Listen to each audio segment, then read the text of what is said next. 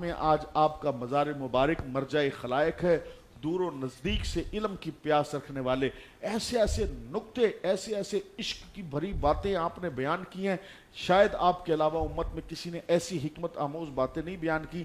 میں ان کے علم سے متعلق صرف مختصر ایک آپ کو روایت پیش کر دیتا ہوں۔ آپ نے یہ جو ہے نا فرمان مبارک تو نبی کریم علیہ السلام کا سنا ہوگا کہ نبی کریم علیہ السلام نے ارشاد فرمایا کہ حسین و منی وَأَنَا مِنْهُ، حسین مجھ سے ہے میں ان سے ہوں۔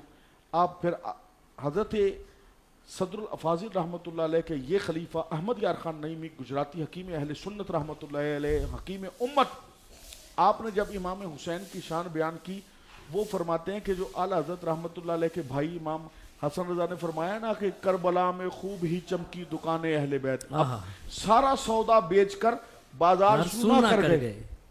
کربلا میں خوب ہی چمکی دکان اہل بیت، فرمایا جو سودا کیا تھا؟ سودا تھا گردن امام علی اکبر۔ یہ احمد یار خان صاحب نعیمی اہل بیت کی شان بیان کر رہے ہیں۔ خاتون جنت کا دن ہے، احمد یار خان نعیمی اب کیسے سیدوں کی شان بیان کرتے ہیں؟ سن لیجیے، بات ختم ہو جائے، کلام مکمل ہو جائے۔ ہمارے بزرگوں نے ہمیں اہل بیت کی شان بیان کرنا کیسے سکھایا ہے؟